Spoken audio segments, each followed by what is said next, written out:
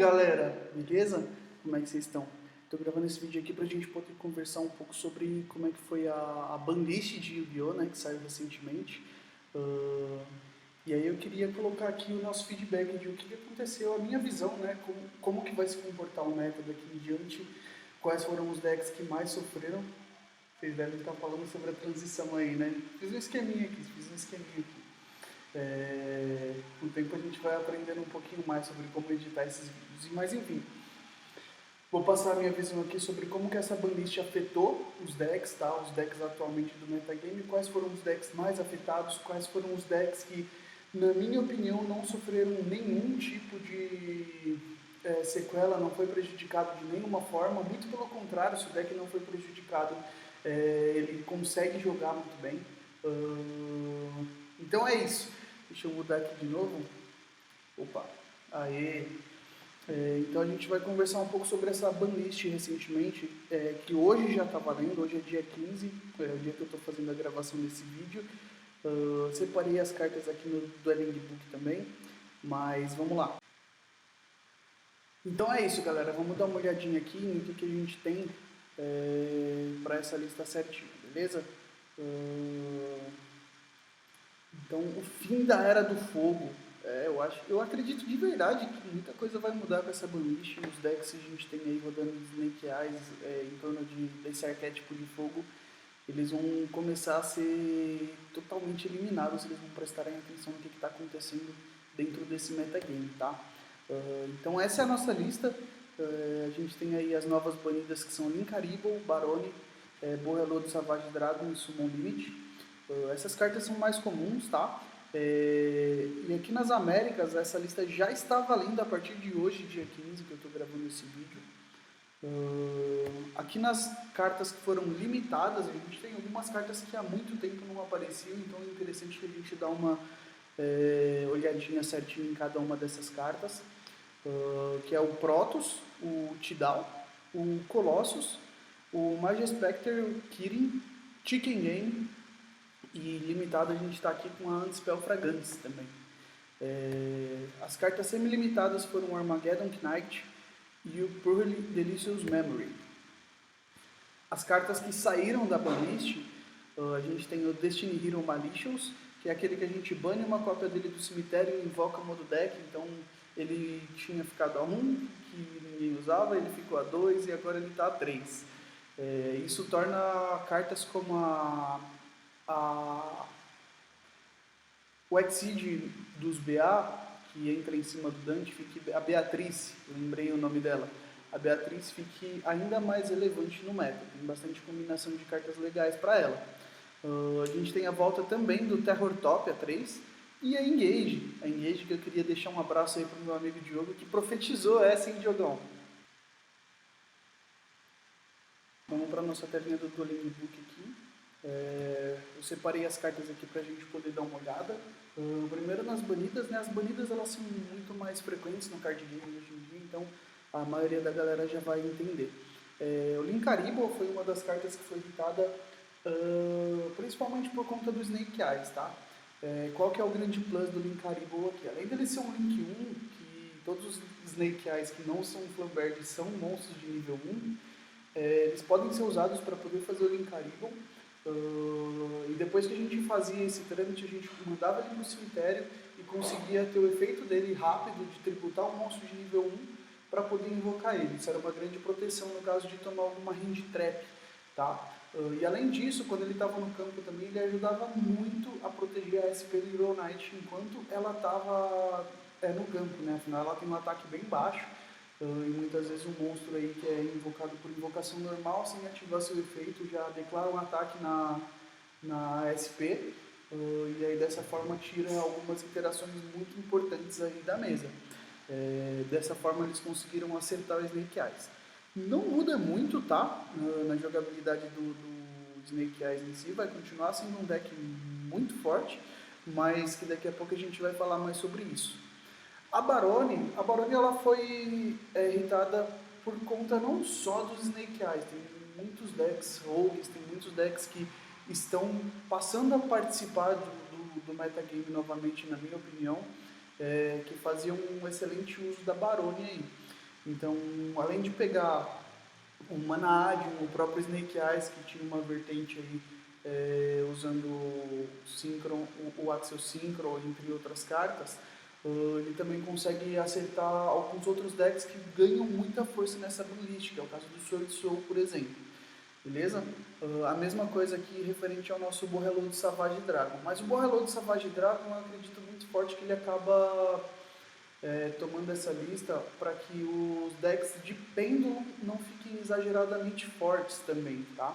A gente teve alguns hits aí que ajudam o uso de decks pêndulo, beleza? E junto disso a gente tem a Summon Limit, a Konami aí cada vez mais falando para jogar que nem gente, com todo respeito. É claro, quem joga com os decks retrancados aí, eu já joguei bastante tempo com esses decks também, mas hoje em dia eu estou me divertindo mais jogando com decks com mais mecânica. Aí agora a gente vai para as nossas cartas que foram limitadas.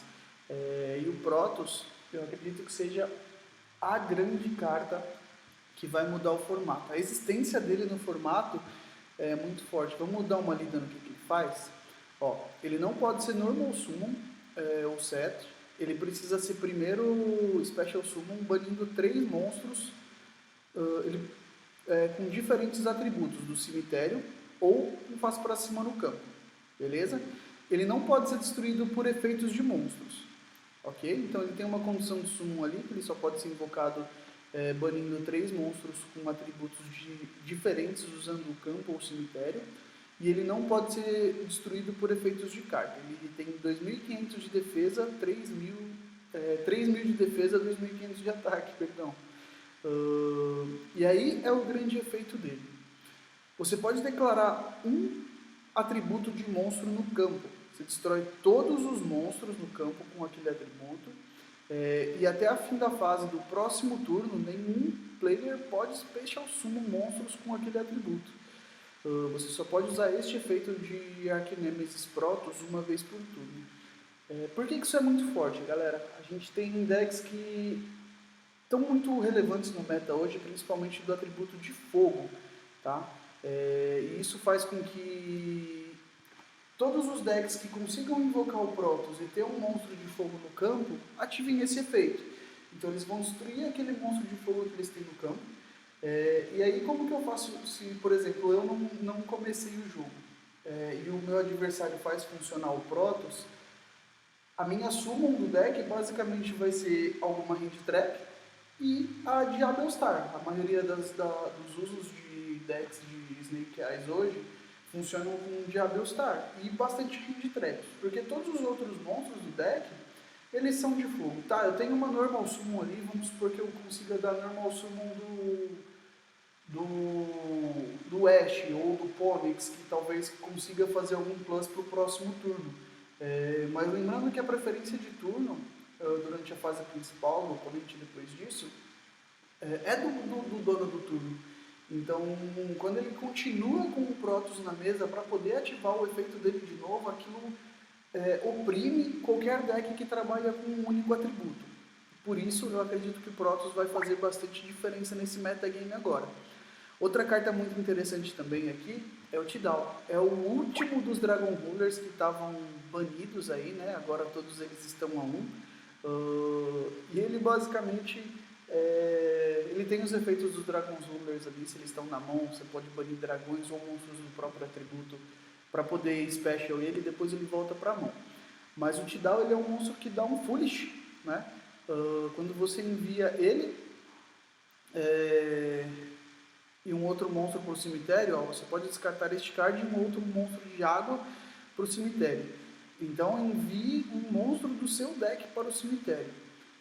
A gente tem a promessa aí que vai chegar suporte para decks de água.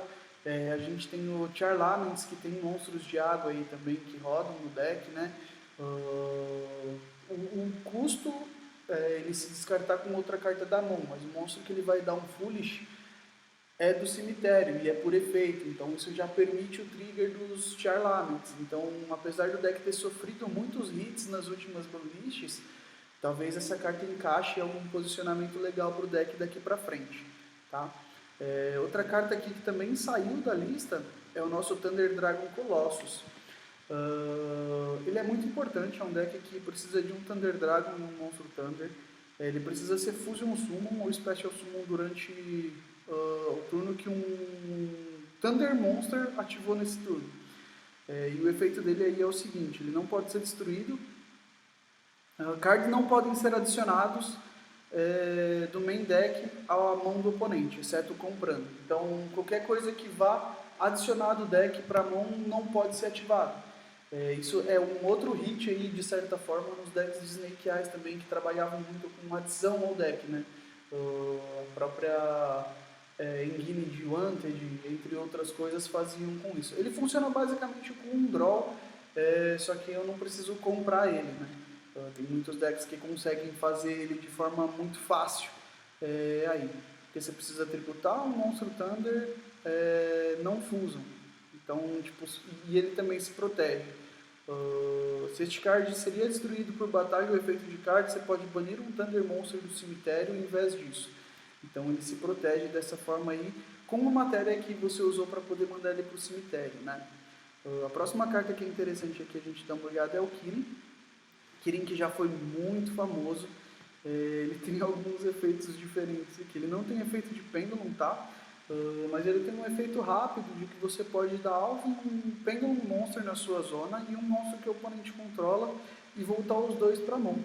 Você só pode usar esse efeito dele uma vez por turno e ele não pode ser alvo ou destruído pelos efeitos de carta. Assim como muitos dos Magispecters mais novos aí também, né, que não podem ser alvo nem destruídos por efeito de carta. É um suportaço muito forte mesmo, para poder usar nos decks de Magispecter aí. E outra coisa que facilita muito o uso de decks de Pendulum é também o fato de ter ficado aqui a nossa Dispel Fragance, que era o principal card para se jogar contra decks de Pendulum, né? Decks de spells no geral. Beleza? A Tinkenyemi, eu teria que pesquisar um pouquinho mais para entender melhor sobre essa carta e o uso dela, tá? Eu li os efeitos dela aqui, ela é uma carta boa, mas eu gostaria de ver como que ela vai agir dentro desse metagame aí. Ela ficou banida durante bastante tempo também, e basicamente ela tem o seguinte efeito, que o jogador com o menor pontuação de vida não toma dano. E uma vez por turno, durante a fase principal, o jogador do turno pode pagar 1000 pontos de vida e ativar um dos efeitos. Ou ele compra uma carta, ou ele destrói essa carta, ou o oponente ganha 1000 pontos de vida. E nenhum jogador pode ativar cartas ou efeitos em resposta à ativação dos efeitos dessa carta. Tá? Eu quero ver como é que ela vai funcionar aí, como que ela vai impactar dentro do metagame. É uma carta de campo, então é facilmente acessada. Beleza? Com isso chegamos ao final das cartas que foram A1. A2 aqui a gente tem o Armageddon Knight, que vai facilitar muito o uso de decks Light Dark a partir daqui, então a gente provavelmente vai voltar a ver bastante Bestial aí, lembrando que o Magnamut consegue adicionar o Tidal do deck para mão, então mais um acréscimo aí. Tem muitos decks de dragão que interagem com o Wyrm também, que é o tipo do Protoss, né? Então muita coisa vai acontecer. E a gente começa a ter de novo aí as cartas de Pearl voltando, né? A gente tem Delicious Memory A2 novamente. Então começa a dar um pumpzinho no deck de novo. E agora a gente vai para as cartas que voltaram A3, que é o Malicious. Ele ajuda muito em decks que fazem Exceed de rank 6, né? Como a Beatrice, por exemplo. Então a gente tem muito mais facilidade de ter o uso aqui da Beatrice. É um dos possíveis alvos do Tidal também, então a gente descarta o Tidal de água para poder mandar o Malicious, e aí com isso a gente já tem um Malicious no campo. Alguma das possibilidades que a gente tem aí.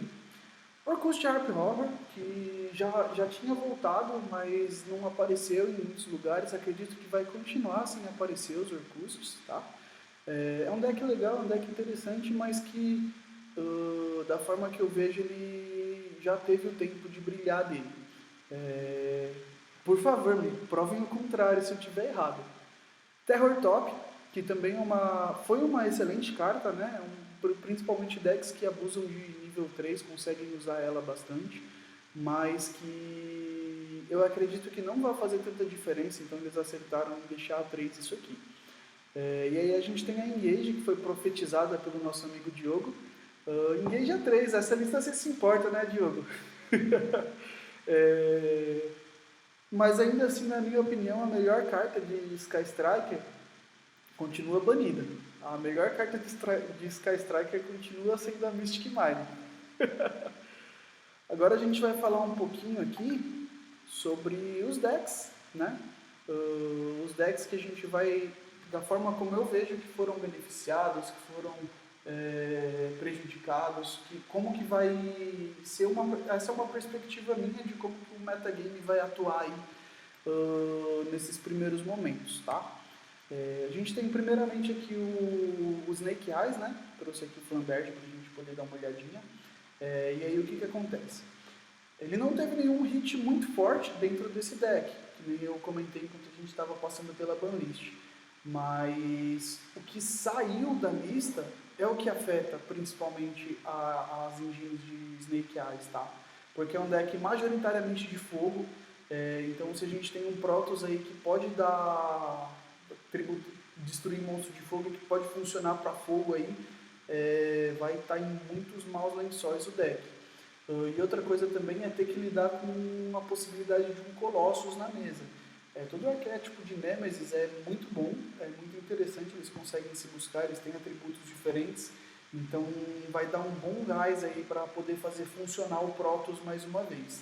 O Protoss foi uma carta que ficou rodando por pouquíssimo tempo, aí ele tomou uma banlist emergencial, inclusive. Ele vai fazer sentido contra outros decks também, não só contra o Snake Eyes, então por isso que ele vai ter bastante relevância. A gente tem o Sword Soul, que na minha visão é um dos decks que vai melhor se aproveitar aí da engine do Protoss, né? De fazer ele funcionar, de fazer com que as coisas cheguem aí em um nível onde ele consiga alocar um atributo. Perdeu a Barone, mas a Barone não era nem de longe o monstro principal do deck. O próprio arquétipo do Sword Soul já tinha o seu próprio Synchro 10 ali que funcionava muito bem, o Xingling, né? E aí a gente vem aqui agora pro Charlaments. Cara, Charlaments é um deck que nunca parou de rodar, de fato.